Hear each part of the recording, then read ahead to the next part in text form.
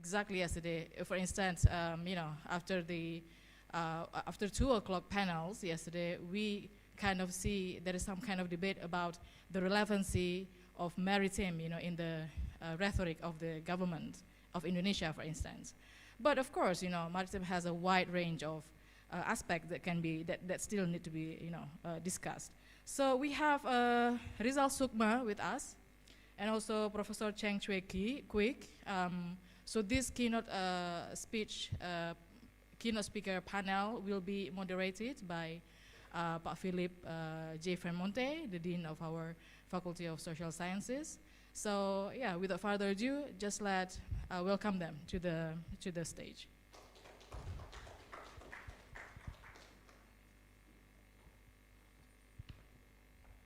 So I'm giving the time for Pak Philip to manage.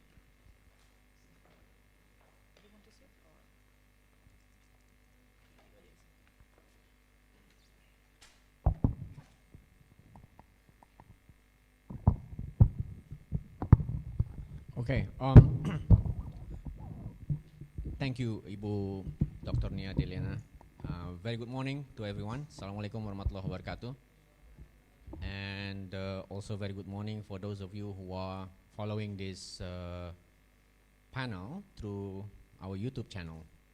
Now, we are going to have this session that we are going to the core of the debates of this multi-world orders, if you will, but it is going to be touching upon the geopolitical reality of today. And we are happy to have two very prominent speakers on this panel, as mentioned by Dr. Nia Deliana earlier. The first speaker will be Dr. Rizal Sukma. He's our former ambassador to the United Kingdom and also to the International Maritime Organization in London. And he's now Senior Fellow of CSIS, and before that he was Executive Director of CSIS. He got his PhD from London School of Economics, doing dissertation on China. So he's the very right person to talk about the topic that he will be delivering today, that is on the global maritime fulcrum and how we tackle the China question. Although this morning in one of the WhatsApp group that we are together, he was saying, I don't know how to tackle China. And somebody responded, just do sliding tackle, to refer to the soccer term, right? But later we will hear from Dr. Sukma, his views about how so far we've been dealing with China, especially in Southeast Asian region. And the second speaker, a good friend of mine, and also a very prominent scholar. He published a lot on the geopolitics and then security issues, global security issues, Professor Quick Cheng Chi. And then I've been knowing Cheng Chi for quite a long time. With 2001, we started our career together as a young, naive researcher. Met not accidentally. We were sent both by our superior at the time, who could not make to a conference, and then we were young. He was also sent by his superior at that time, so we were kind of a very young and naive researcher. But later on, he did a lot of publications, and now he's a professor of international relations at University Kebangsaan Malaysia, and he will be, I think, from the title of his presentation about hedging and how weaker states pursue their foreign policy in the time of a geopolitical rivalry. Now, I will let our two speakers about 15-20 minutes each for their presentation, and then that will be followed by Q&A for sure.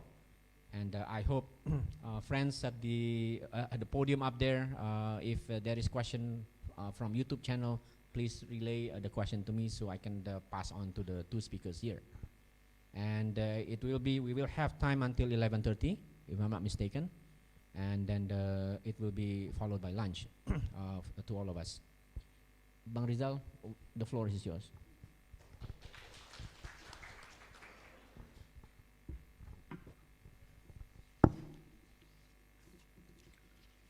Thank you, Pak Philip. Assalamualaikum warahmatullahi wabarakatuh. Selamat pagi. It's really a pleasure, I think an honor, to be able to be here this morning. And this is actually my first time, to visit the UIII or UI3, because UI1 in the other part of Depok, and UI2 is, in Jogja, and this is UI3. It's really great campus, and I think the moment I actually enter the campus, a feeling of warmth and peace, optimism, and really, engulf me basically.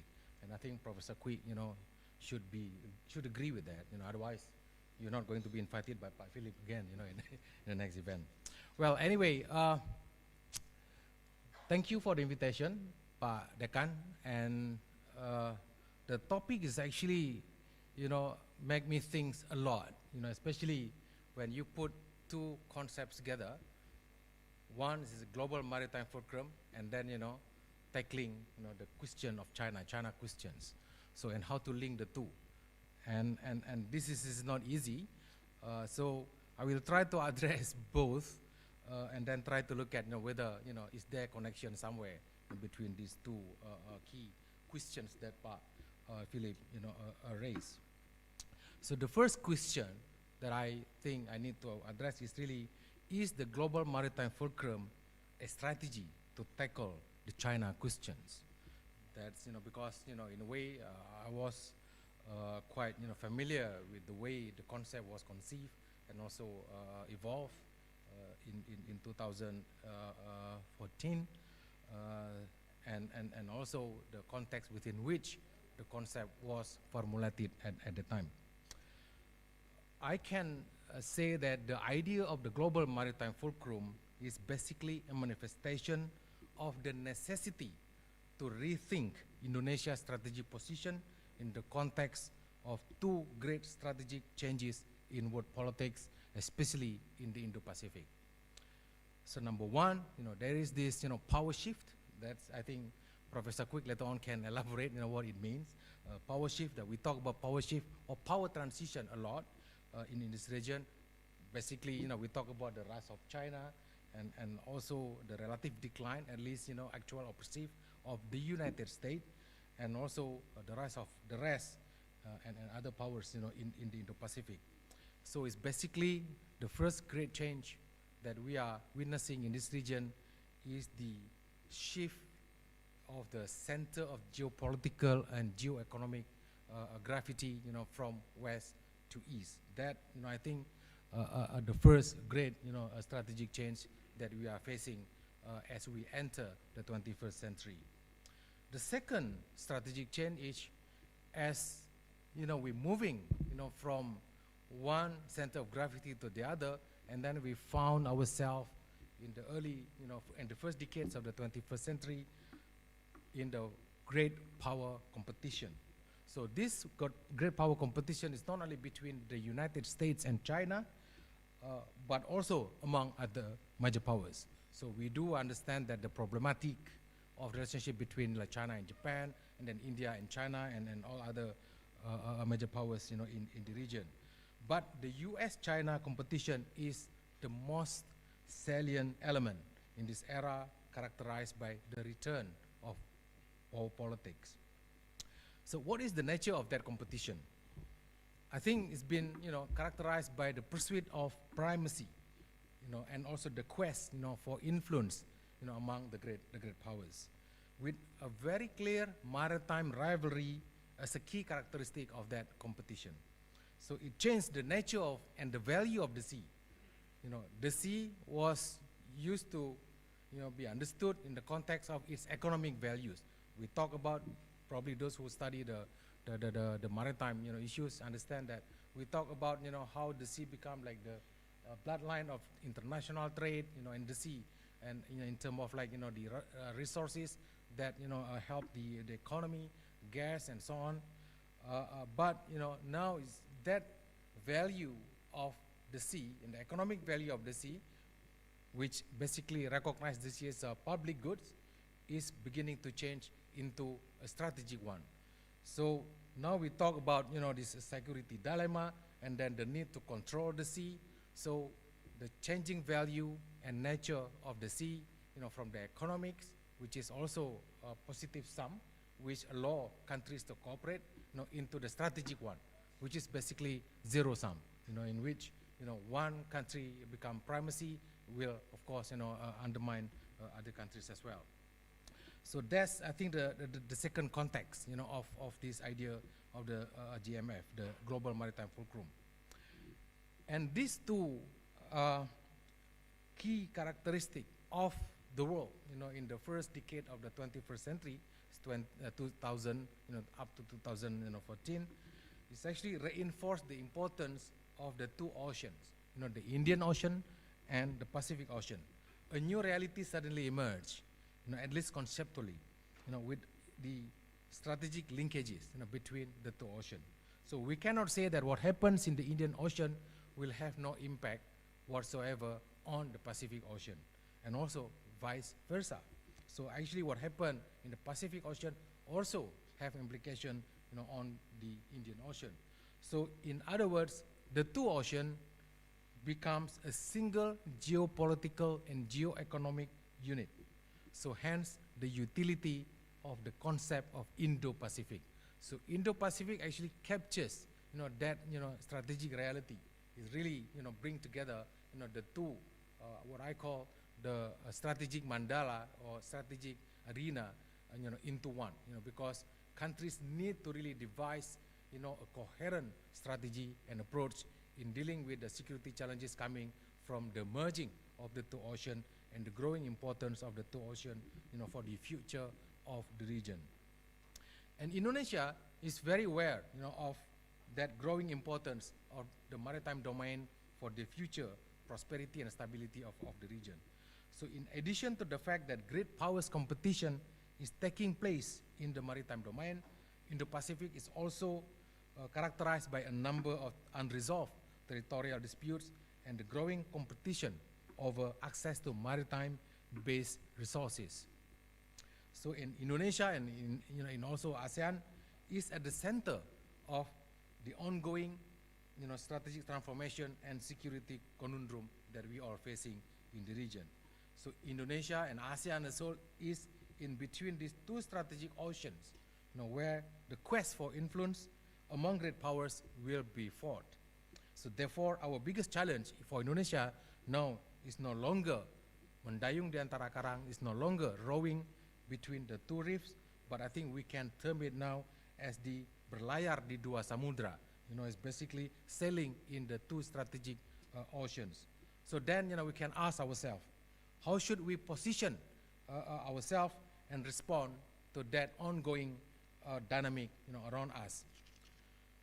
At that time, then, the idea of the Global Maritime Fulcrum provides a strategic framework for answering that question on how to, position ourselves, within that strategic changes around us.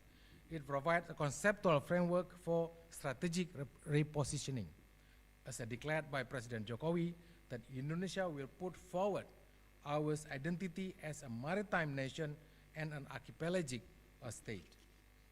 As a maritime or an archipelagic state, we must of course secure, our maritime interests by integrating the two strategic oceans, the two strategic seas, the Indian Ocean and the Pacific Ocean. Because in the past, when we look at the map, we only, look at to the right side of the map, Indonesia, and then you see the Philippines Islands, and then to, Korea, Japan, China, and so on. We often forget that, we also should look at to the left side of the map, where the Indian Ocean and the Indian subcontinent plays a very important, I think part, that will influence the future of the region. So I think within that context, so we must really, work and pay attention, to the importance of maritime domain, in our foreign policy. So conceived in that way, the Global Maritime Fulcrum is not a strategy to tackle the China question per se. So it is meant as a strategic framework or a grand strategy, if you like, for Indonesia to respond to and navigate the emerging great powers competition, which include, of course, China, US, and also other major powers. So it is primarily meant to navigate our relationship with both the US and China. So question number 2, that's very clear, yeah? So it's not, so at that time I think Indonesia's government did not think about this is a strategy that, you know, we can deal with China through this global maritime fulcrum. It was not. So it's basically a framework to really navigate, you know, the growing competition and rivalry between the two great powers. Can then the global maritime fulcrum serve as a framework to manage our relationship with China? So before answering that questions, let me highlight the key developments in and also characteristic of Indonesia-China relation over the last, I think, 2 decades. First, let me start by saying that from Indonesian domestic point of view, the relationship with China is a very important, yet the most sensitive one in Indonesia's bilateral relations. So the relationship has experienced ups and downs and over the last 70 years, you know, from 1949, when we established diplomatic relations with China in April 1950. Second, since the restoration of diplomatic relations in 1990, the relationship began to improve as the two countries started to learn, unlearn, and also relearn about each other. So we didn't know much, you know, about China, and China also didn't know much about Indonesia. So what have we achieved so far, you know, in the bilateral ties between Indonesia and China? Number one, I think it's very important to point out that there is this growing trust and comfort, you know, on both sides in managing and developing our bilateral relationship. And still a lot to be done, but, you know, we can see that this growing, you know, I think, comfort and also trust. Second, there have been more frequent exchanges of officials or people, you know, at high level. And second, our cooperation has also entered, you know, the area of security and defense. So not necessarily only on economic cooperation. So we also cooperate with China very closely, you know, within the regional context. We both actually members of the ASEAN Plus 3. We also work with China within the EPEC and also RCEP, the East Asia Summit, you know, and so on. So the regional framework, regional processes also become a conduit, you know, for Indonesia and China to work together.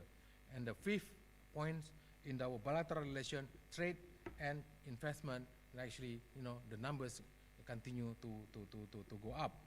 And in fact, over the last 2 years, Indonesia begin to record surpluses, you know, in our trade with China. But Indonesia's view of China remains characterized by a degree of ambivalence. We see China as a great economic, you know, partner or an opportunity, but there is also a degree of uncertainty with regard to China's long-term role in the region.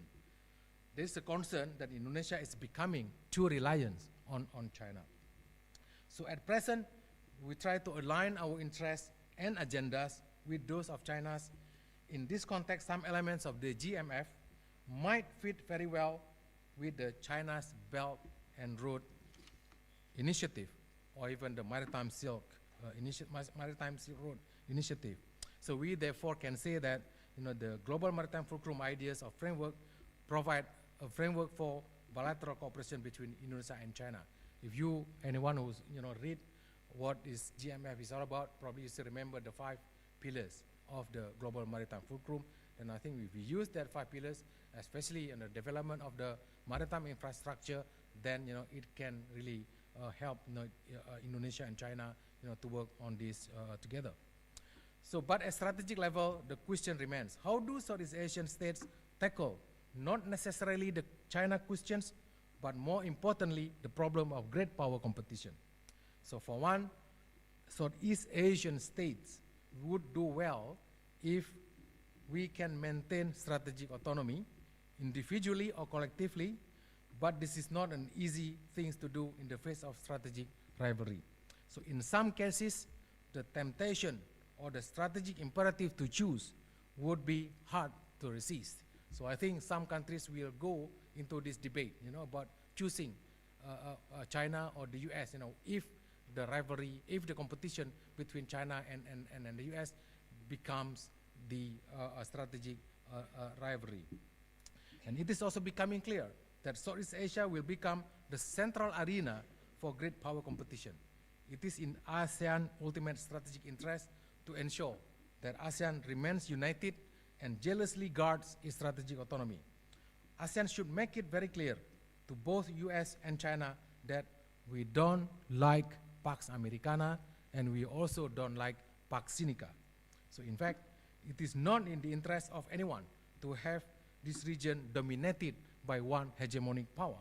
So ASEAN and also all the major powers will be better off with a multipolarity where all contribute to regional stability and prosperity. So if ASEAN cannot, safeguard unity, maintain its centrality, and strengthen its strategic autonomy, then it will become irrelevant. So as an organization, of course, ASEAN will continue to exist. It will be there, but we will remember ASEAN only when we hold a ceremony to commemorate its founding every 8th of August, every year. So we don't want, to come to that.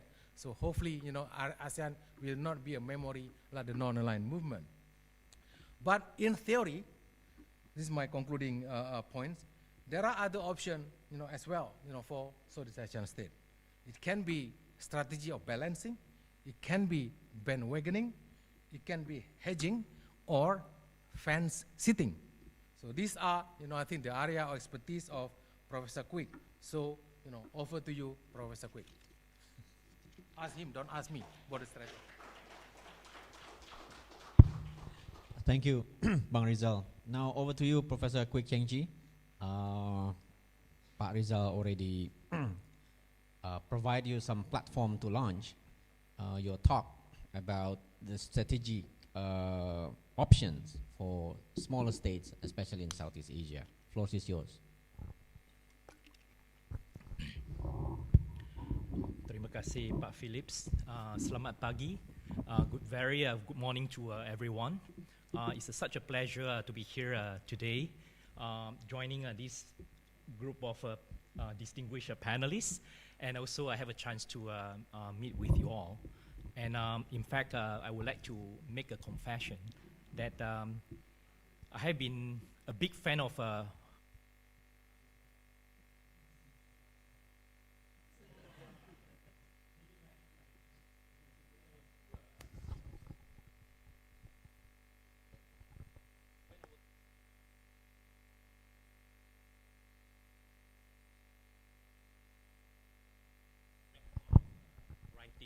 scholarly imprints by Pak Rizal.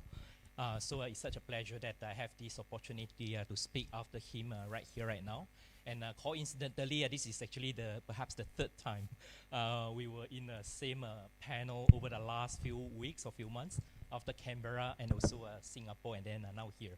And next month we are going to have the pleasure of hijacking Pak Rizal over to Kuala Lumpur for a few days. Yeah. And with Pak Phillips, as he declared earlier on, we actually known each other since 2001. And that was his very first academic conference outside of your own country. And it was also my very first international conference outside of Malaysia. So it's such a pleasure to be here as his guest. And he described, I think he used two words to describe and how Encik Phillips, Pak Phillips and Encik Quick was. He said about young and naive, right? I completely agree. Though I would add that he's still young and I'm still naive. So you are going to hear a lot of naive points as a scholar, as a student of IR. Brave, yeah. There's a thin line between naive and brave. So I don't mind however you want to describe me. Now, on a more serious note, let me do my job by delivering what both Pak Rizal and Pak Phillips have already outlined for me, which is that they want me to talk about the idea of hedging.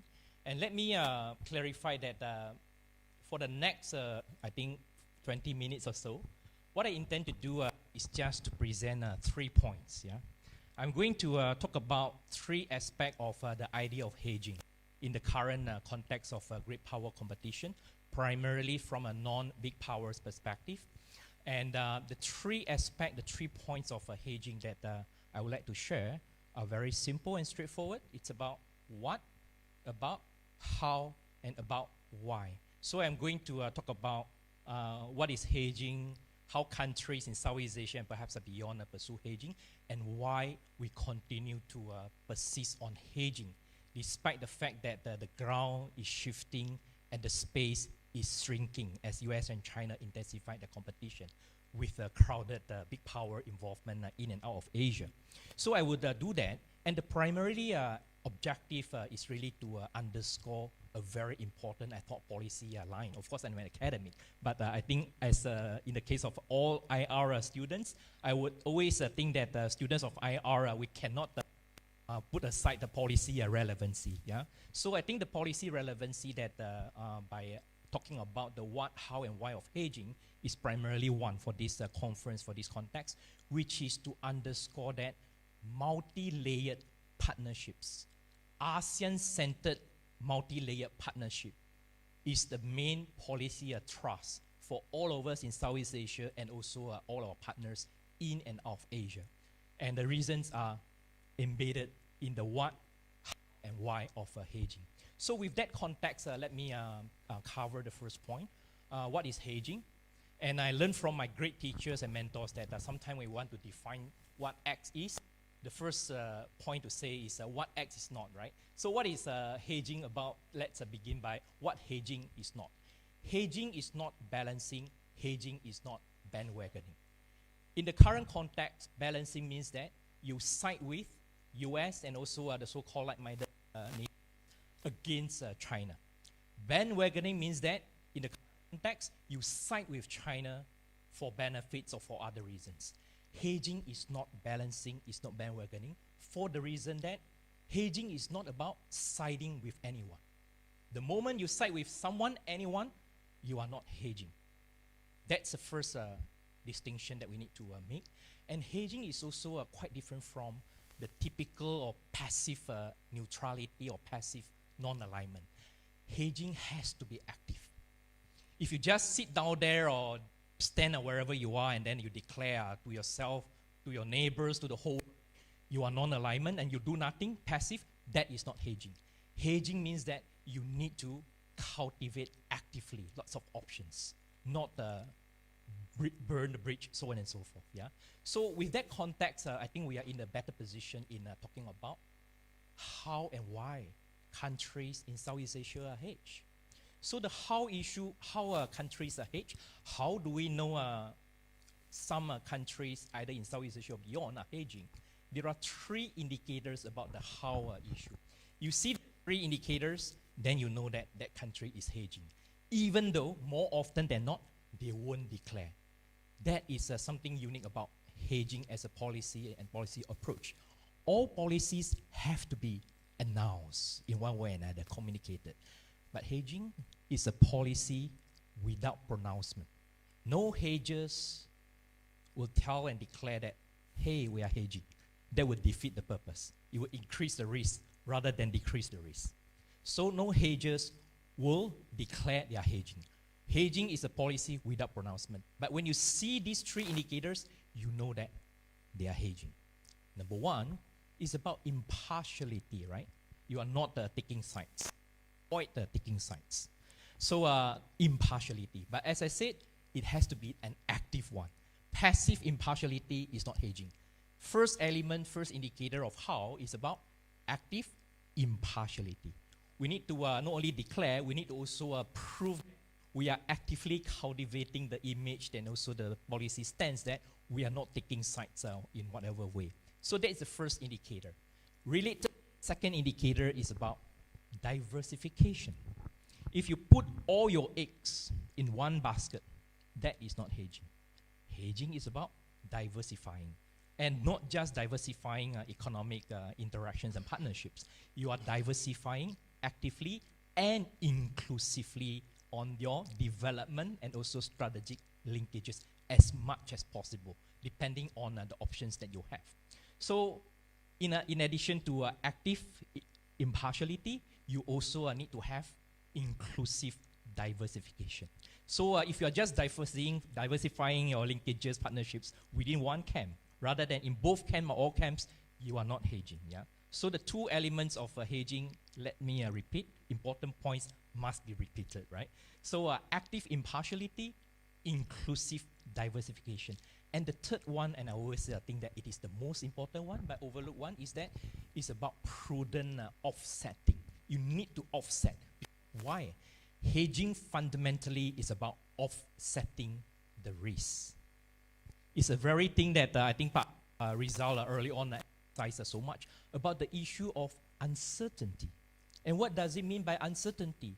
If our adik-adik, whoever have no training about IR, ask us what do we mean by uncertainty in the current global context and great power context, I will use 3 words to unpack what do we mean by uncertainty.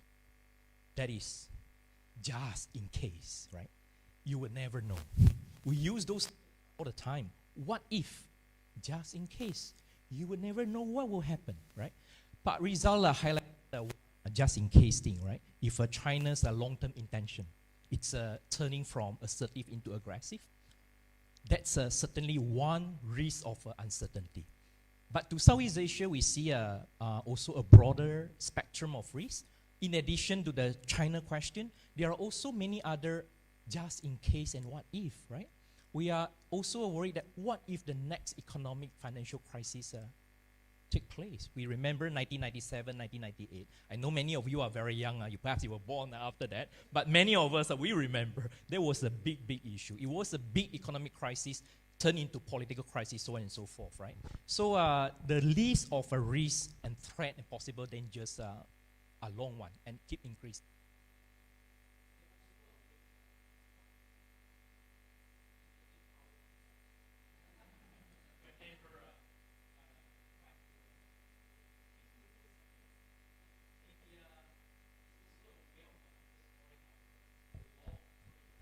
Everything we do want to have a 3-1, yeah? I think we have the third one there.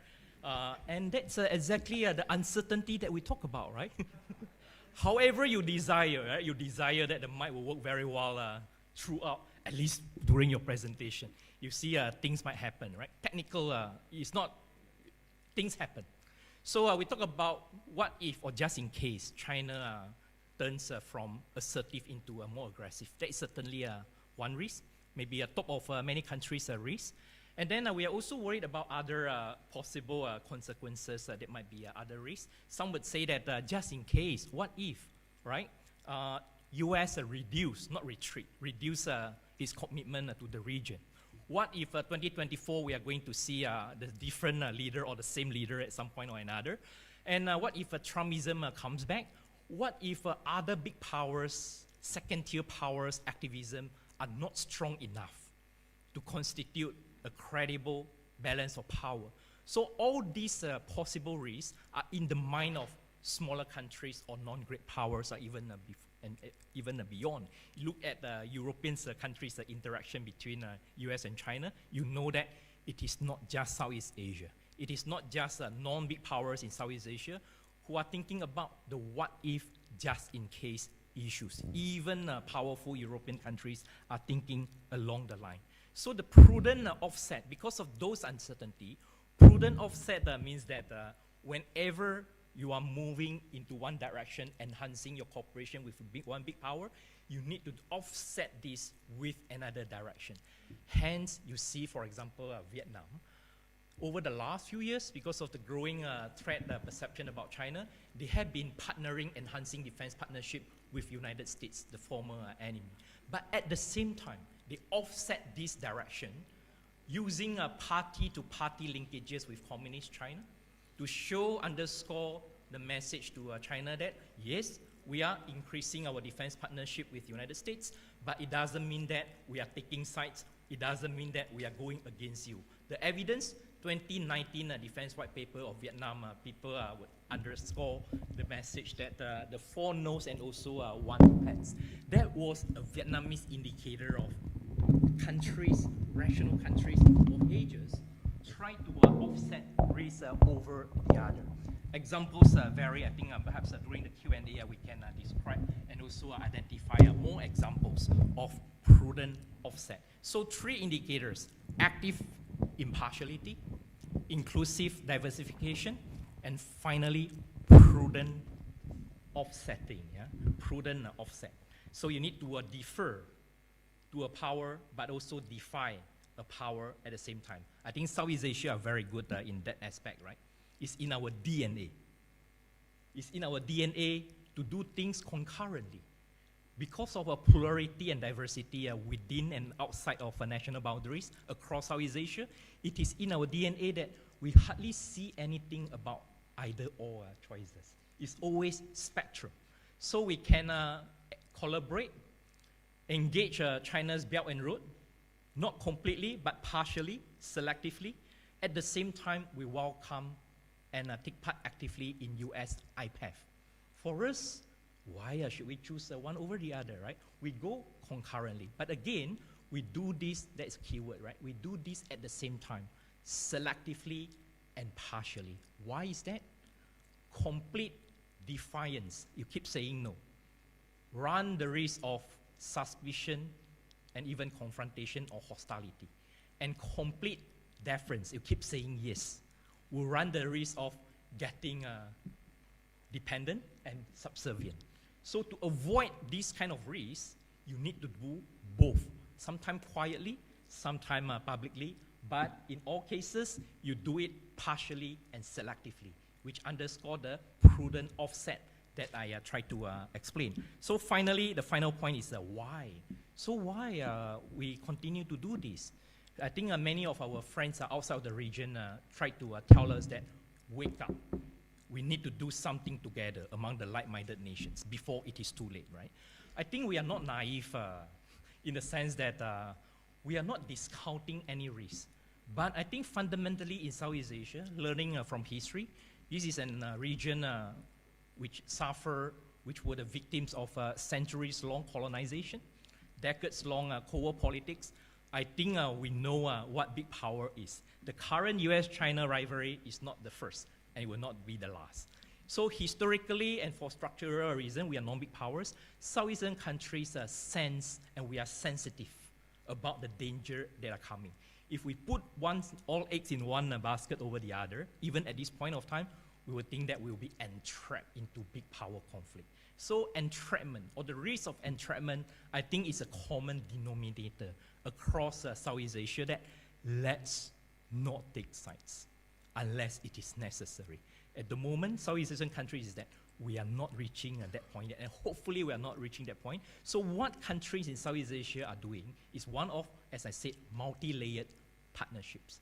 Multi-layered in what sense? You continue to maintain and upgrade whatever defense partnership that you already have with others, right?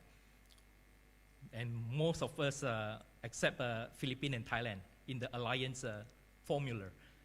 All of us, especially Indonesia and Malaysia, we are not in the alliance category, right? Those are the formula that we do not think that is suitable for us. But we do have some very strong and robust defense partnership with countries more often in the West. And we will continue to do that, right? We will continue to keep that options because of there is a risk of military aggression, so on and so forth, and the risk of uncertainty, so to speak.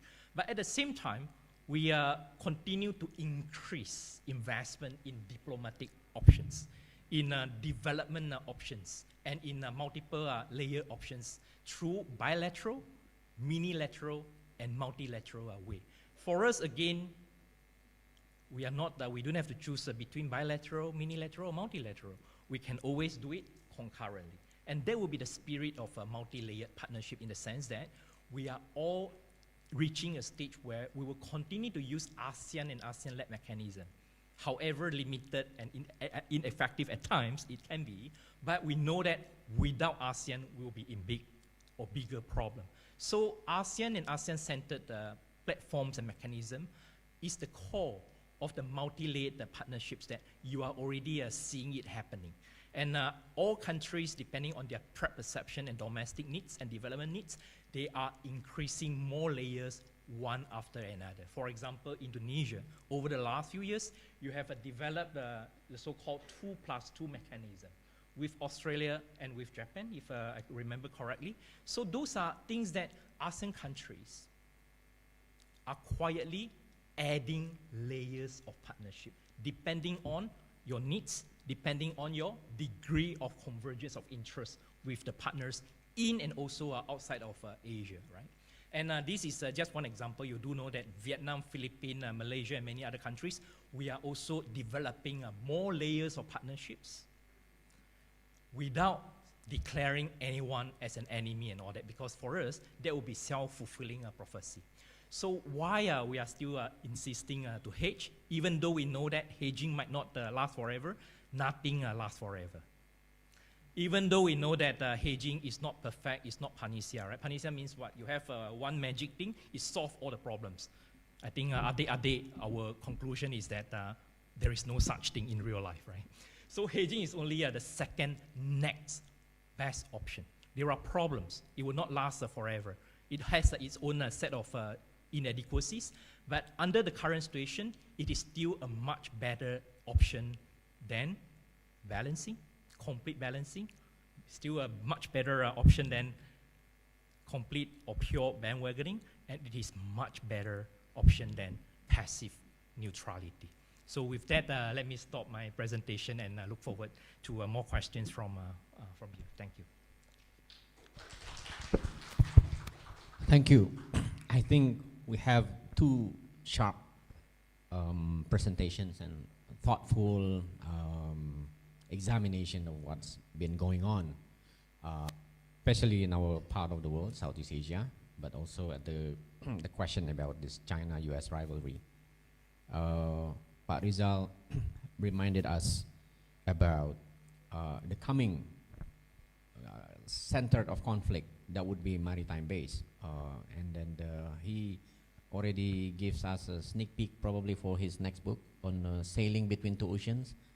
It's not rowing between two reefs anymore, but I think the idea of the economic value of the sea now has been transformed in a sense into a more strategic values of the oceans, and that would possibly change the nature of the relations, strategic relations in the ocean from positive sum before and now becoming kind of a zero sum type of relations as far as the two oceans are concerned.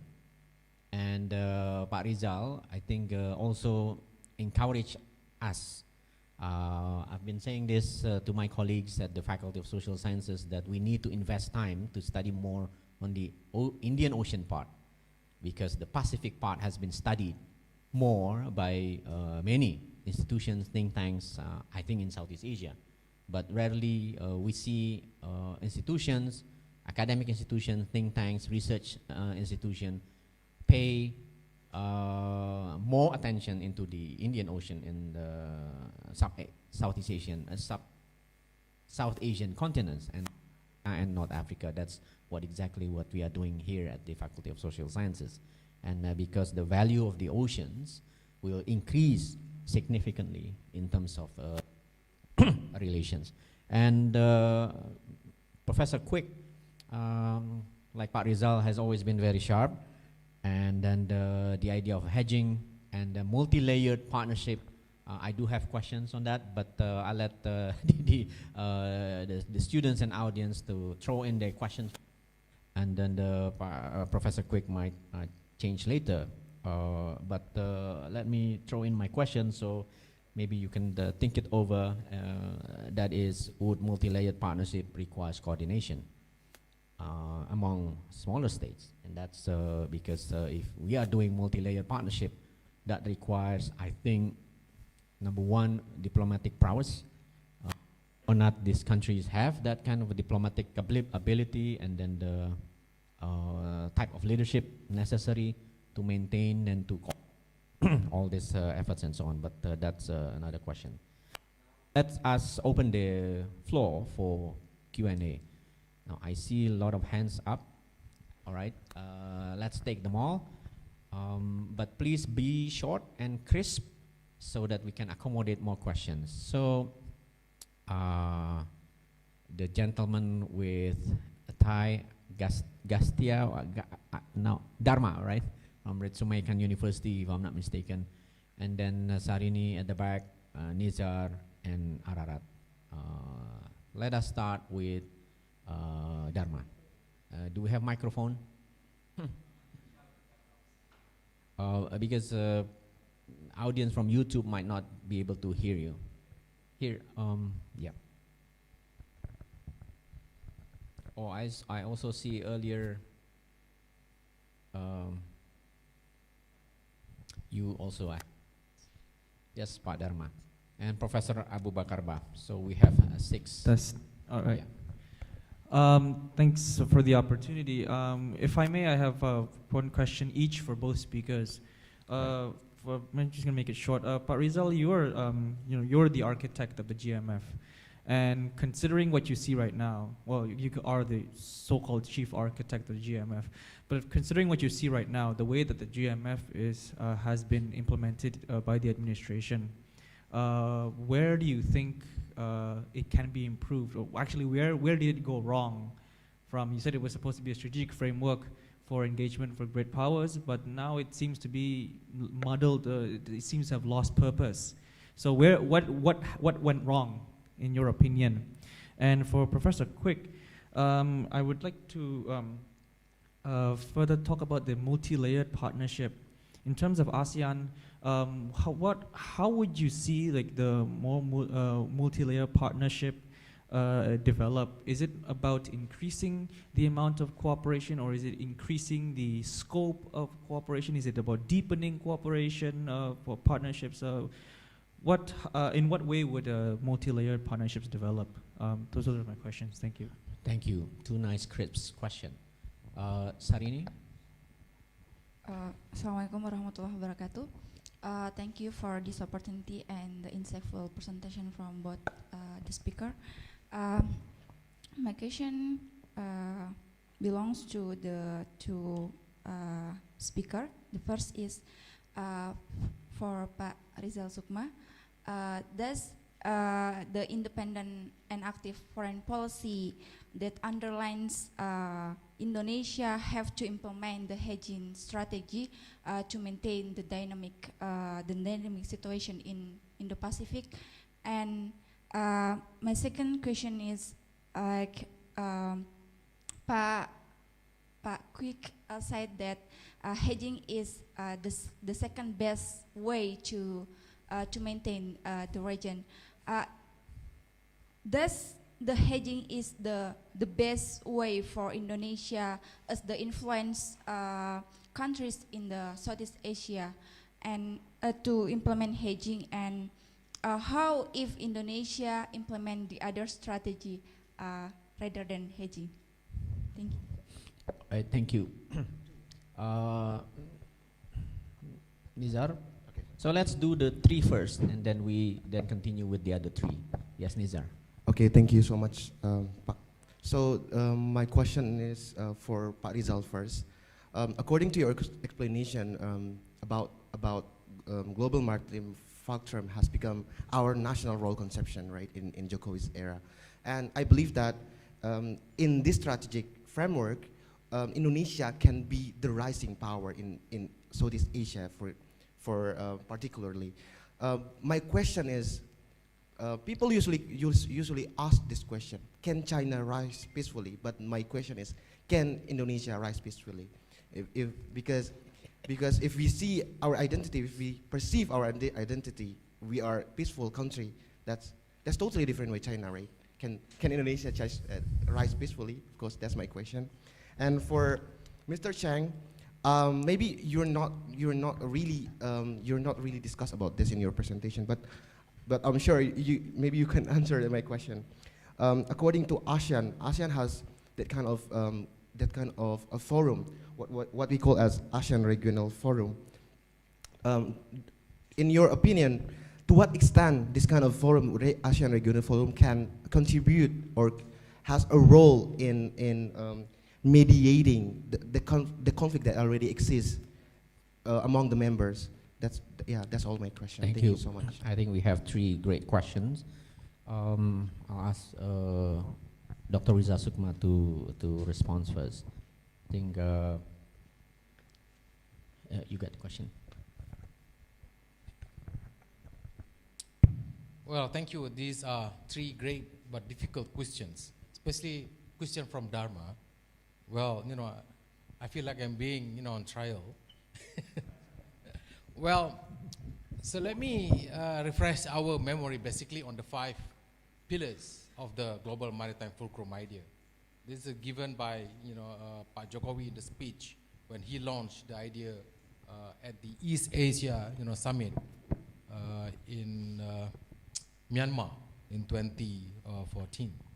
The first pillar is basically maritime culture, and then second, the maritime resources, and third, maritime infrastructure, and then fourth, maritime diplomacy, and then maritime defense and security.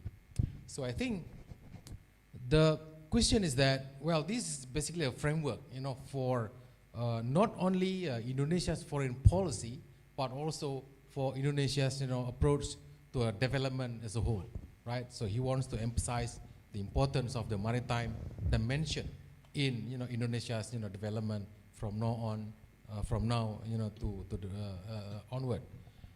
It's, in my view, there is nothing, actually went wrong, except probably it's a matter of priority. So, of the 5 pillars, the current government under President Jokowi focused more on the maritime infrastructure pillars, if you like. So that's why in the first term, a lot of attention or focus has been on developing the ports, and then also address, this transportation, connectivity, and so on. Well, of course, the question is really, has it really, achieved its goal? So that's, I think, need, a further, study to look at to what extent that these ports and, this connectivity that's been actually developed by the government can really, help accelerate the economic development in Indonesia. So I think the result has been mixed, and for that, I think the jury is still out. So, to answer your question in short, it's a matter of priority. So how to basically improve it, how to correct it, if you like? Well, continuation of this framework, is become, necessary, right? So there are other pillars that need to be the focus of the next step, of the maritime development in Indonesia. Even though probably the first pillar, the maritime culture, in some, schools or university already started. This is related to what Pak Dekan just said.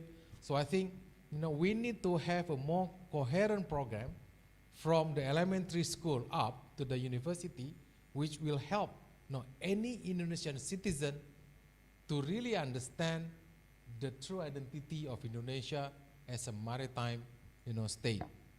So as a maritime, well, power is too, so for some it's too offensive a term, right? So, it's like the maritime identity of Indonesia. That's, I think, we need to have like courses or activities, from the elementary school up to the university, which really help Indonesian, to really get this identity, in their head. I remember when we grew up, probably Pak Dekan also, as I remember, we were told over and over that Indonesia is an agricultural country, negara pertanian, all the time, right? When we were still, in the elementary school, junior high school, and so on. But in fact, now we have to change that. Yes, it's important, to industrialize, but at the end of the day, when we talk about, identity of the state, it's basically it's a maritime, state. So that's, the continuation of this focus on the global maritime fulcrum, I think, is critical. So, of course, I don't like to see new government, and then come up with new ideas, and then always forget, this true identity of Indonesia as a maritime state. So in the past, and of course, everybody say, wow, we are a great maritime power. And then, after 3 months, forget about it. Then turn inland again, turn inward again, right? So let's make sure, I think we can start with what Pak Dekan just said. Please focus on the ocean studies, especially in the Indian Ocean. So that will keep, this, identity alive. Bebas aktif, is it, I think if I correct, I heard you correctly, you're asking, is it a form of hedging, right? So the bebas aktif, I think is more than just, hedging. It's basically a principle that provides a degree of freedom for Indonesia to choose whatever course it likes, as long as it's in line with, Indonesia's national interest. So, I think to put it in the language of this hedging, bandwagoning, and so on, so we can partially do balancing whenever we must. We can also do bandwagoning whenever we should. We can also, fence sitting, if you like, whenever, it is necessary. So we can just sit on the fence and watch all these guys, fighting each other, as long as that is in line with our, national interest. So bebas aktif means that it's not passive, watchers. So it's not like, not taking side, but we do need to take side if that course of action actually will promote our national interest. So it's not either or, so it's not like either you bandwagoning or you hedging. It's not either you balancing or, hedging, but, you do choose as long as, that choice is based on your own calculation, what is good, for your country. But I think other countries also, applies the same principle. So the problem now for us is that, how to keep our foreign policy both bebas and active. Because sometimes we are very bebas but not active. No use. Or, you're not bebas but very active. Stupid. So you have to be bebas and active at the same time. So that's one word. Bebas and active cannot be separated. So thank you. Now, the third question. So actually, can Indonesia rise peacefully? Probably the basic question is, can Indonesia rise at all? So that's, I think, more important question is to ask, right? What is the pathway that, we need to chart for ourselves in order to rise? But I do believe that, well, of course, probably, Professor Quick can, tell us later what is the current perception, in Malaysia, because we did do this, confrontation policy before, so whenever we try to, rise, and then, it's always basically it's not peaceful at all, so to our neighbors. So, but now, I'm quite sure that after like 56 years of cooperation within ASEAN, whatever we say about ASEAN, there's something that's very important that we have achieved. None of the member states think about war as the solution to any problem, any differences that we might have between ourselves within ASEAN. That's a great achievement. So we have renounced war. So that's why it's called community, right? When member states no longer see war as the problem solver. So with that kind of I think achievement, so I don't see that if Indonesia becomes stronger, then it will be a threat to other ASEAN countries. That's also true for other ASEAN countries. I mean, as long as we continue to focus on that great achievement of ASEAN, then I think nothing to worry about if Malaysia becomes a superpower. Nothing to worry about if Vietnam becomes a superpower in the region. Final point on the ERF, even though you don't ask me that question. In my view, ERF should be dissolved. No use, no point. Just dissolve it, right? Focus on East Asia Summit, and then use East Asia Summit as the new umbrella that will actually streamline all the so-called multi-layered ASEAN-led processes in the region. Too many and become too technical. They talk about how to deal with rocks, how to deal with fish. So that's actually it's quite boring topic that they're talking about within the ARF. Then if we dissolve ARF, then we have to think about how can we ensure the participation of North Korea in the dialogue and discourse in the region, because it's important too, because ASEAN Regional Forum is the only platform where North Korea is actually present, even though probably they didn't talk in all these meetings, just sat there quiet. But their presence is important. So that's basically my view. It's not a government view. I'm not government anymore, so I can say whatever I like. Thank you. Thank you, Bang Rizal. And it is live stream, mind you. Will be quoted by journalists. Please do, journalists, if there are journalists in the room or on YouTube. Professor Quick. All right. Thanks very much. Thanks for the three great questions. I think what I'm going to do on the basis of what Pak Rizal has so beautifully and eloquently addressed. Let me just add a few more points. And I would address Dharma's question about multi-layered partnership with Rizal's question about ASEAN together. And then I'll deal with Sarini's question about Indonesia. And hopefully address also the invitation of Pak Rizal earlier on, asking me to provide a Malaysian perspective of Indonesia rising, right? I'll keep that towards the end. And of course, everything I said is me just as an academic. About multi-layered partnership and also ASEAN and ASEAN-led mechanism. So first point to make is that, of course, by multi-layer partnership, and even back then, just now, I did emphasize that it's ASEAN-centered multi-layered partnership. So meaning that the ASEAN is the core.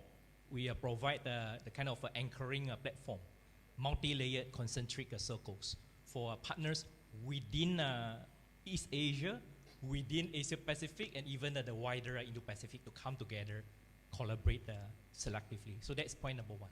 Point number two is that by multi-layered partnership, it's not about creating a new wheel. It's not. It's on the basis of what we already have, already in place. Some are bilateral, some are minilateral, some are multilateral. They are all very messy. But that's part and parcel of policy process. Policy process is not like you design something from your aircon room and then you want this to happen in a very neat way, right? It doesn't work that way. It's all very messy. So fundamentally, whatever that serves some purposes, those institutional mechanisms, those partnerships will continue. Which brings me to the third point, which I thought is an important point to address all this issue, is that because of there are always some multiple risks. So meaning that multiple dangers, some are economic in nature, some are security defense in nature, some actually transnational boundary in nature. Because of those realities, the realities of multi-layered this thing happen. When I write about realities, the reality is that things are uncertain. The realities are uncertain. So because of that uncertainty, you know there are multiple risks. But the uncertain fact is that you do not know which risk will become an even more greater danger. But you just simply know that because of multiple risks, you need multiple tools to address them.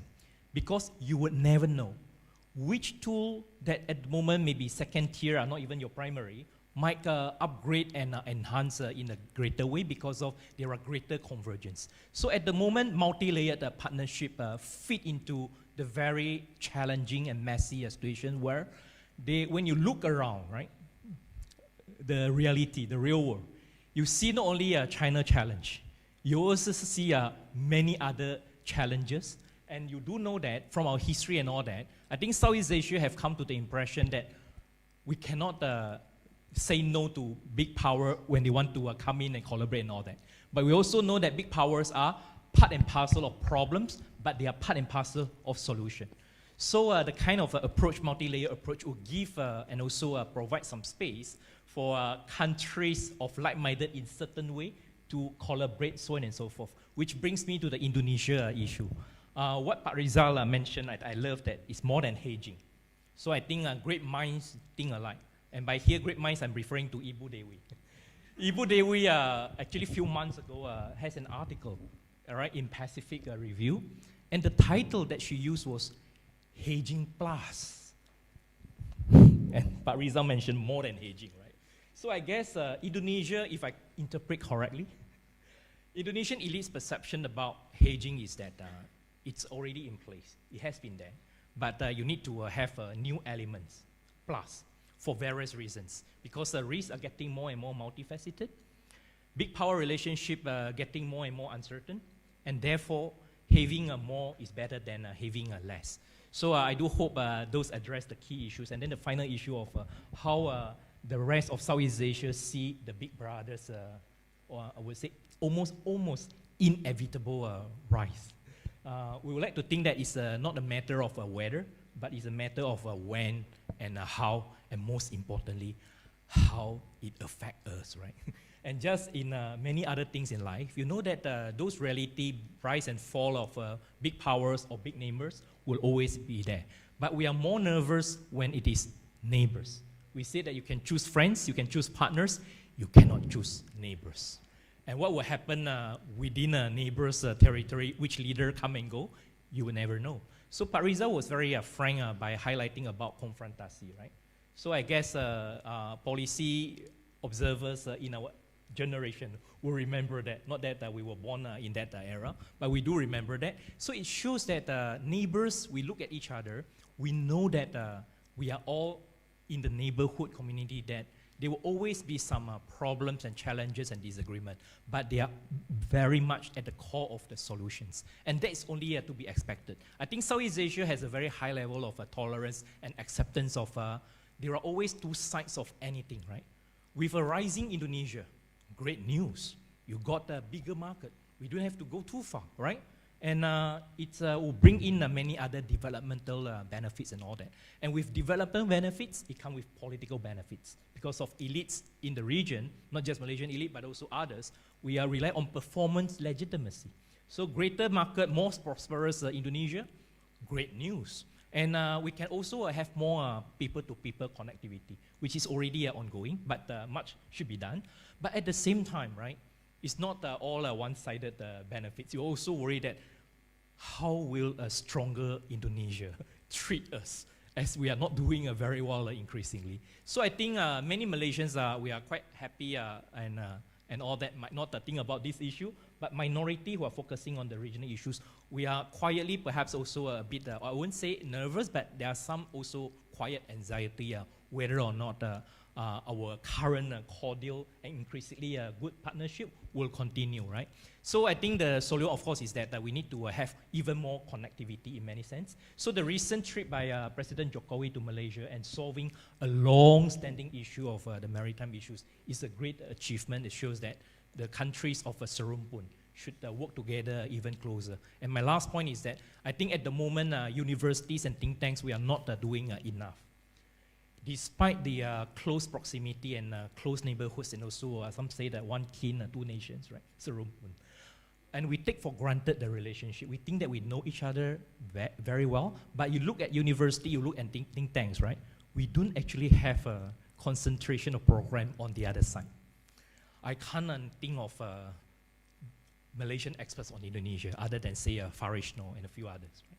And that I think is a problem, that how can we prepare ourselves without knowing enough about our most important neighbor in the neighborhood. I'll stop here.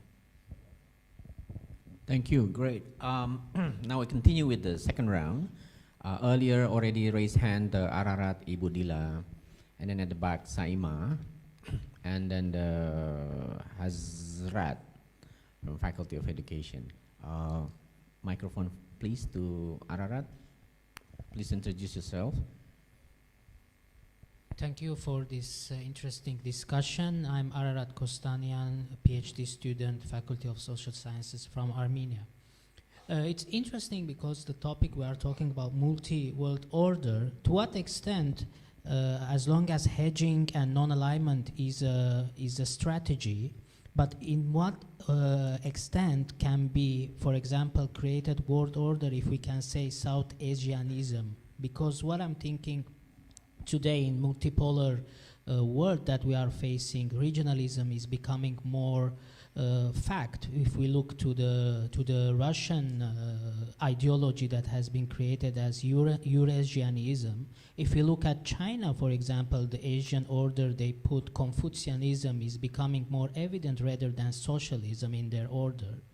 To what extent is it possible to create an identity or ideology that is based on Southeast Asianism, if we call that? Is it a real or is it a utopian, what I'm raising? Because a hedging and non-alignment is not permanent. That is only to more defensive, I believe, in the short term. But what if World War III starts? If you don't have an identity and you don't have your order, you will become what happened in Middle East, an orbit for a war for bipolar two powers and proxy area. So I believe in terms of if you want to have an identity, you will have your own order, not only balancing act for a short period of time. Thank you very much. Right. Thank you. Great, thoughtful question. Pass on the mic to Ibu Dila. Yeah. And if I may, after Ibu Dila, pass on the microphone to Professor Abu Bakar Ba, and then we go to the back. All right. Thank you for the insights. I'm Dila from the Executive Office of the President. In the short term, we're going to be having another Asian Summit in September. How can we establish our marine identity in the short term? Because as I saw from the Kemenlu press briefing, we don't really have a lot of maritime issues in discussions in the Asian Summit. So we in the KSP, we are in charge of the communication, so we need, give us ideas on how to establish the nation identity during Asian Summit. On the long term, how can we,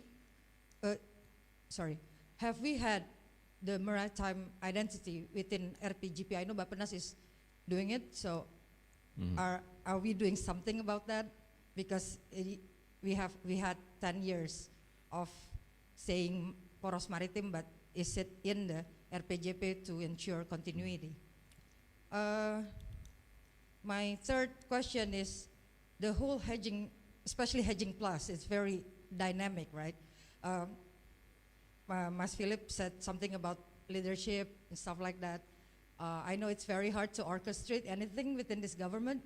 So how could we orchestrate this kind of approach? It's very dynamic, especially we don't have a clear, with hedging, we don't have a clear commando on, how to approach every partnerships. So, and it's very fast moving, especially with the G20, with the Asian, everything. So how can we orchestrate this? And then how would you say Indonesia has been faring by, balancing, bandwagoning, and hedging, especially in the region, in the Asian? Thank you. Thank you, Ibu Dila.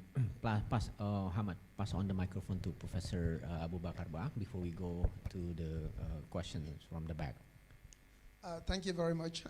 Abu Bakar from Northern Illinois University, and more importantly from the African side of the Indian Ocean.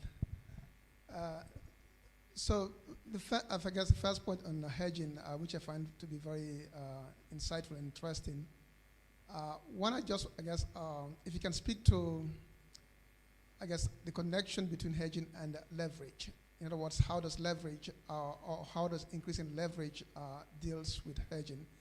But also along with that, so when you were speaking about hedging, what comes to my mind is the increasing polarization in U.S. domestic politics, and how do you actually extend hedging to within a country, in particular the United States, where the two sides of the political aisle, you pretty much things change very, very sharply. So how do you do hedging in that?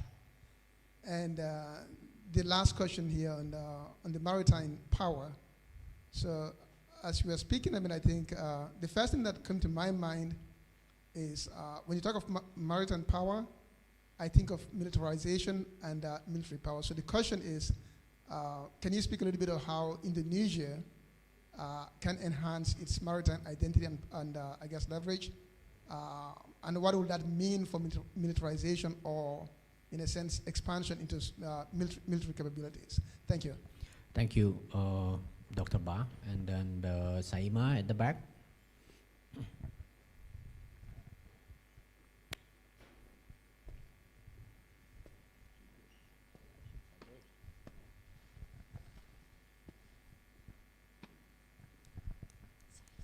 Please introduce yourself.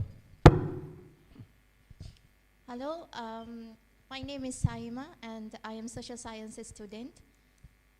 Thank you for sharing such an insightful knowledge. I do have two questions.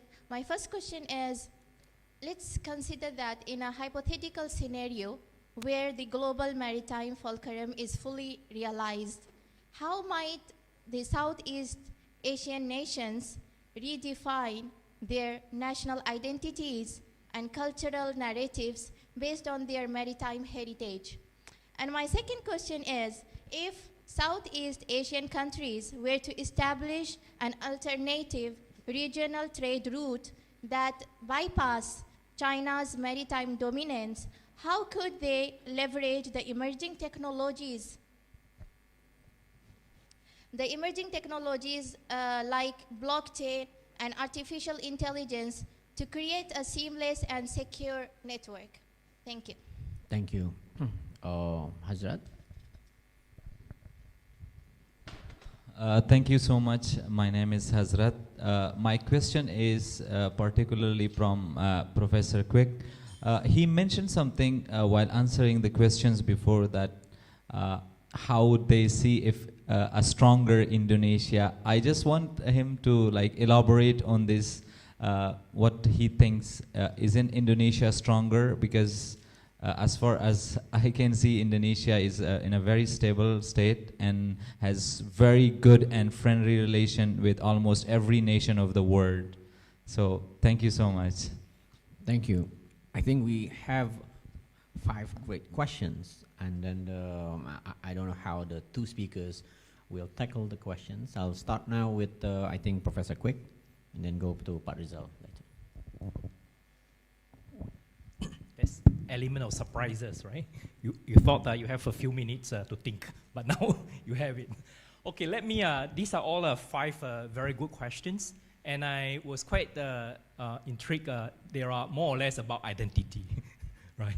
So let me address all of them in one shot because they are very much interrelated. So I will provide a 1+3 answer to address those issues.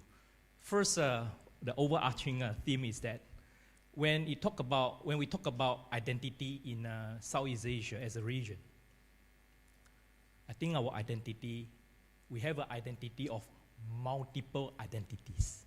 I do not think that we have any single identity, but we do have multiple overlapping identities as one region.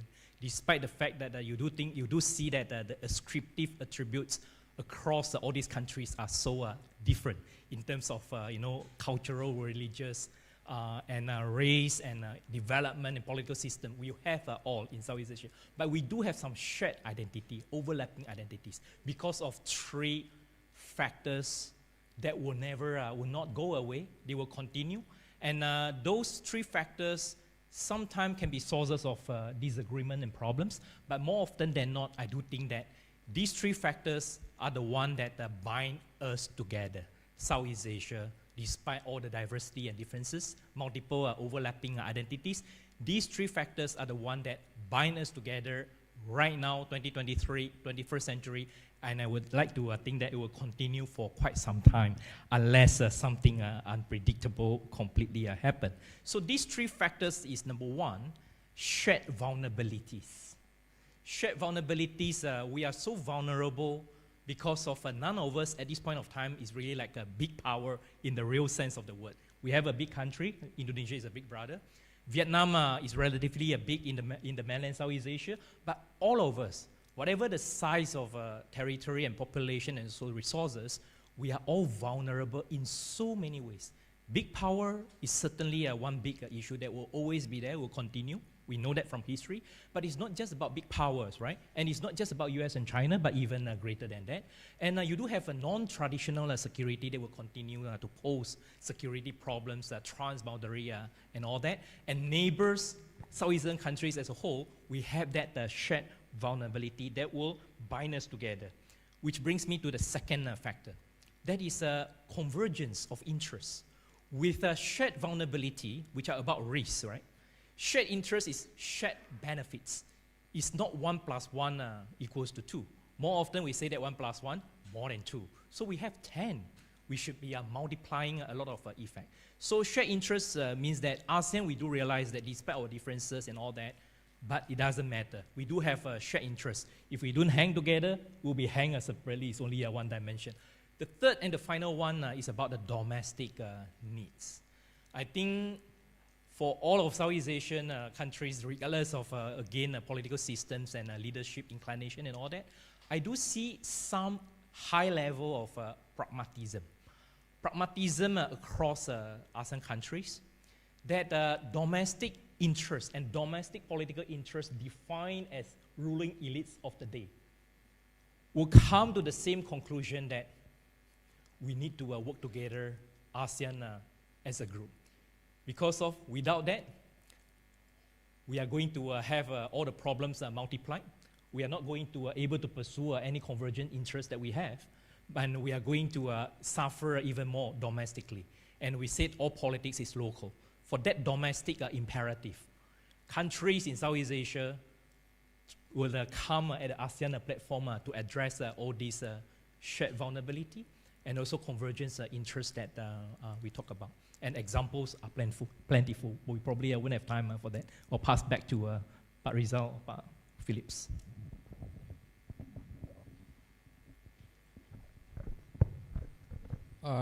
Well, thank you. I will not try to address all the questions, but if I get you correctly, the first one is about the world order. But I see the current world order as multipolarity, but unequal and hierarchical at the same time. So you have these superpowers at the top, which lock into a degree of competition that might turn into strategic rivalry between China and the US. That I think is the most important one, the most defining elements of the current world order that we live in. And then the second layers is actually the major powers like India, Japan, and European Union, and so on. And then at the third layers is probably the emerging powers like Brazil, Turkey, South Africa, including ASEAN and also a few others. And then the fourth layers, the smaller powers, who I think also many of them actually on the rise, which witness a degree of economic development as well. So despite the fact that that world order, the hierarchical but unequal world order, where the US and China at the top, it doesn't mean that the whole world is defined and shaped by only two superpowers. So I do think that the emerging powers also begin to shape the direction and also the form of and also the agenda of the world order. So we see this change is taking place. So it's not only up to the superpowers to define what is the future direction of this world politics at the moment. The second one on the ASEAN summit. Well, I don't think that the priority is really the agenda is on a maritime one. But if you look at the conduct of Indonesian diplomacy within the ASEAN framework, mostly on the bilateral side. For example, if you look back to the policy document back into 2014, and also in the RPJM, at that time, when we talk about the maritime diplomacy, one of the most important agenda is actually to settle these maritime boundaries, among ASEAN member states. And we did it with Vietnam. I think we're doing it with Palau and also with Malaysia recently. So most of the, I think, agendas, for the maritime diplomacy have been achieved, so far. But of course, there are still a number of unfinished, maritime boundaries that we will need to continue to address. And the question of how to cooperate on the green economy is also a blue economy. Sorry, it is also, I think, part of very important agenda if you really want to focus on the second part of the theme of this year, the epicentrum of growth. So that's, I think it's also being discussed in ASEAN. I don't know what are the more specific document outcomes that will be the result of the next summit in September. But my worry is that it's once again going to be dominated by two major issues. Number one, what Indonesia has done in order to resolve or find the resolution to Myanmar problem, right? That's number one. Number two, of course, this US-China, rivalry. That's again is going to dominate the ASEAN summit.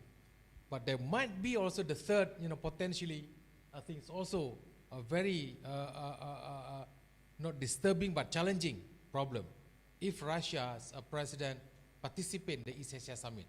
So the the East Asia Summit is going to be very interesting, because Russia is going to be there, and then the US and so on.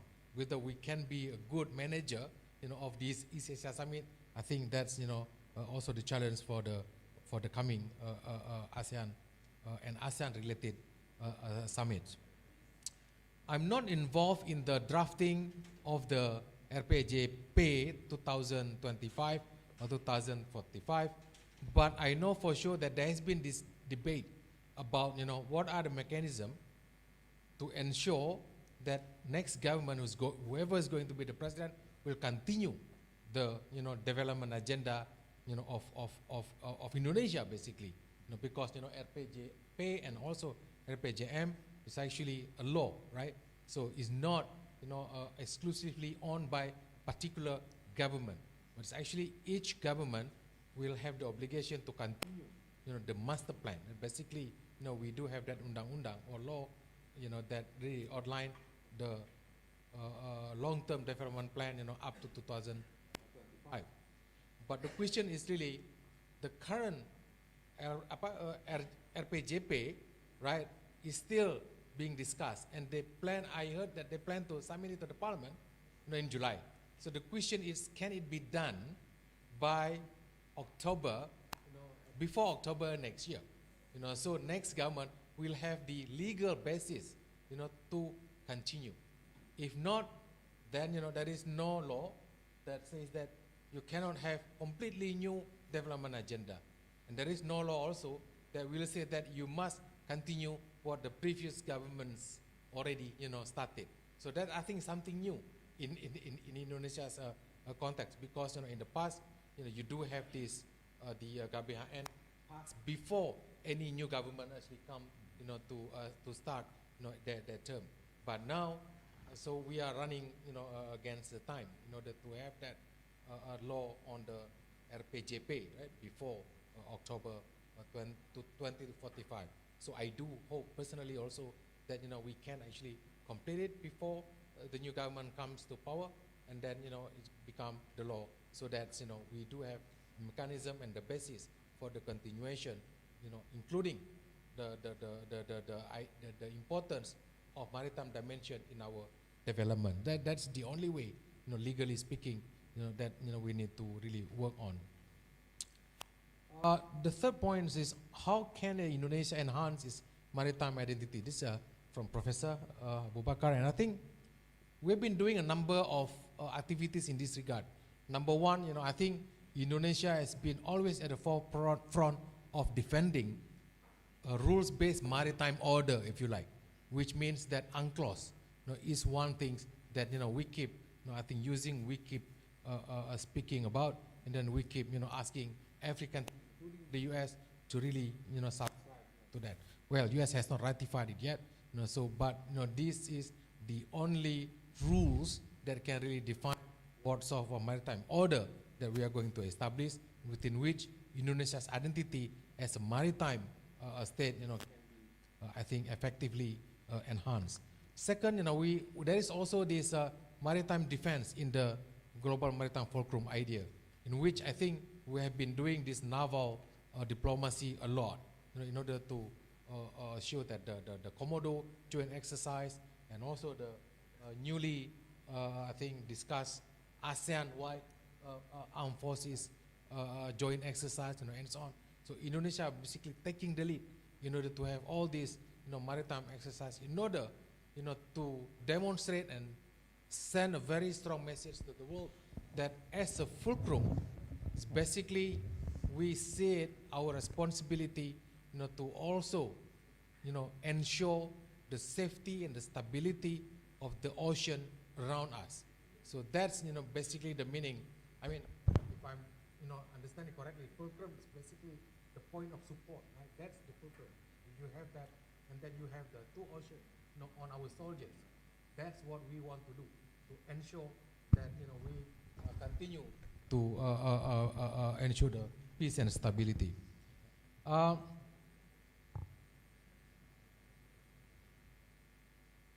are the Southeast Asian countries going to define their identities? I think Professor Quick already answered that.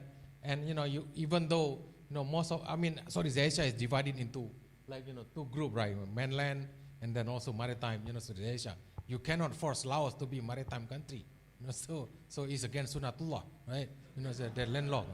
So each country will have its own identity, but I think we all bind together by that identity that we want to create. Identity as ASEAN. So I think if you look at all the documents of ASEAN, they're very good in defining this sort of identity.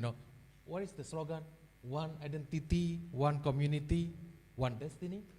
Something like that. You can check the website. I can't remember the exact motto there of ASEAN at this time. Thank you, Bang Rizal. We still have 5 minutes. Okay, so this is the last round. Hamad at the back, Musa, and then Heru. Maybe we can start with Musa and then Heru and then go back to Hamad. This is very, very short, please. Okay, thank you very much. The question is that what about if US policy try to keep pushing China to go to war?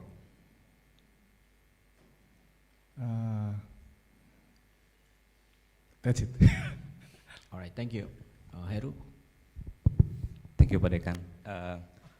I'm a distant observer of international relations these days, and I apologize for the not well versed in the contemporaries, but I recall a discussion with Cheng Chui almost 10 years ago on this hedging. And one of the tenets of the theory is that it's a strategy in the arsenal of smaller states. And small states sort of like arsenal policy options. In the past 10 years, how has that notion changed? Whether you've seen more middle power countries actually doing more hedging or making sense of their foreign policy as a hedging rather than balancing and bandwagoning. And to bandwagon to Ibu Dila's questions earlier, how could we really orchestrate hedging policy? Right. Because sometimes it's we can only look at it after the fact, and when working with ministries that deciding policies sometimes in silos, how do we make sure that it's not dissonance that we're making sense after, and whether it's actually going to be much better to be in the position of system rather than a default sort of like arrangement. Thank you. Hamad at the back, please also. Oh, you got your mic. Thank you so much, Pa Filippo Monte. And after that, I would like to thank to the presentator, Professor Rizal Sukma, as well as Professor Cheng Chui Quick. My question is from Professor Rizal Sukma, and the question is that how has the global maritime fulcrum initiative specifically impacted Indonesia's approach to the China question and its maritime policies in the region? Thank you. Thank you. So we have 3 questions, more questions to Pak Rizal and then Pak Heru to Professor Quick. Maybe Bang Rizal? Well, that's a big if. Musa, well, basically, think in terms like possibilities of this scenario planning and so on. I cannot imagine that, as a war between US and China will take place, unless it's very, very, a reason for that, occurs. And that reason usually, an accident, right? A miscalculation. But, I think rationally speaking, I don't see any possibility that US or China really, want to go into that sort of relationship. Then, they decided, to go to war. But there will be some red lines, of course, but, I'm not sure. Well, a lot of people, some strategists in the US, for example, try to predict that by 2027, China, would invade, Taiwan. Even that can be debatable. That's, US would respond to that, because China invaded Taiwan, and then US would have to respond, and then war occurs. But, personally, I'm not sure that China, will, really invite, Taiwan by 2027. I don't even see the possibility, unless the Taiwan's authorities declare independence, right? then I think I don't see China will use force in order to address this particular problem. So, well, if you believe in all those theory about the Thucydides trap and so on, that no matter what, at the end US and China will go to war. But I think war is a choice. It is actually avoidable. So that's why it is not up to, we should not let the US and China to actually define the relationship alone. So middle powers or other powers, major powers, should also actually actively try to create a platform through which the US and China can actually manage their relationship. So I mean, Australians are talking about the so-called guardrails and so on. So we should especially ASEAN should really encourage so that US and China they do understand that if they go to war, it's basically disaster for everyone, including for China and US, and especially for the countries in the region. So it is our obligation as well to make sure that this relationship is not going from bad to worse. Then again, I do think that ASEAN power to convene meeting should be utilized. ASEAN does have the convening power. So for this one, I imagine, for example, the next East Asia Summit can be a very good opportunity also. Indonesia probably should try to persuade President Xi Jinping to attend the East Asia Summit, because in the past, it's always the Prime Minister, right? It's not the President who attended the East Asia Summit, not China's President. But probably for next coming East Asia Summit, we can try to persuade President Xi Jinping to attend, and then because President Biden might be there as well, then what they have started in Bali can be continued in Jakarta on the 4th or 7th September in the East Asia Summit. So in that context, both Indonesia and ASEAN can basically provide a platform through which these two great powers can actually try to iron out and at least try to open the communication. They need to talk more, because if they don't, then it would be disastrous to all of us. Hedging, well, it's a good question. I don't think that we all sit in the office, either in the foreign ministry or in the president's palace, and then think about, okay, this is the policy of hedging that we are. So I don't think hedging can be drafted, right? As a strategy, because basically most of the time in policy circle, it's just muddling through, and then you find a certain course of action. So it's not really, it's really you change as the context also change. So it's not like you design in 3 pages, this is hedging, then we choose this strategy, then we go into the real world. So it doesn't work that way. So believe me, I've been there. so it's hard. And then also, well, we can say that balancing probably is easier. The bandwagoning is easy. You can decide this is a policy, and then you go, and then become a vassal state, of one of the two powers. So that's nothing. Thank you, Bang. With the 1 minute that I have, let me just make one important point, and I would begin by where Pak Rizal ends. And his point was basically hedging should be conceived not as a strategy, which I completely agree, which is why in my writing I describe hedging as a behavior, as a human instinctive behavior. It's not so much about strategy of carefully, systematically calculated the risk, and then you are going to plan for scenarios, and then leverage and respond and all that. I think Southeast Asia, perhaps only one or few countries are in that position of doing that. Most of us, it's about instinct, and then you adjust accordingly. So that's point number 1. And point number 2, eventually, and then because the balancing and bandwagoning and all that, coming in and all that, during the discussion, I had to answer Heru's question. And in a way also relating to Musa's, I think I like the starting of your question, right? You talk about what if. That is already a reflection of hedging, the essence of hedging. And there are multiple what if you could recall. And the issue of making a choice vis-a-vis the competing powers, to me, the best approach, and bearing in mind what Pak Rizal has mentioned, right, is that you need to have macro and micro dimension. When we talk about Southeast Asia and smaller countries, I do not want to make a choice with any powers. We are talking about that at the macro level. We do not want to become subservient satellite state of any power. And we say any power. That is at the macro level. Because doing that is clearly a bad for many reasons. But at the micro level, different sectors, economic, security, non-traditional, there are always room for all of us to make a choice of to what extent. Even that at the micro level, the issue is not either or. It's to what extent and in what way countries like us should and should not collaborate, embrace leverage, as what Professor Abu Bakar mentioned. And for us, fundamentally, this kind of micro and macro aspect does still give some room for us to maneuver. It's not up to us, but we are trying to do that actively, inclusively, and prudent. I will stop here. Thank you. Please give a round of applause. I think we learned a lot from, I would say, two of the best strategic minds in Southeast Asia, if you will. Thank you, Dr. Rizal Sukma and Professor Kwek Cheng Chi, for your very generous time and very sharp, again, assessments on things.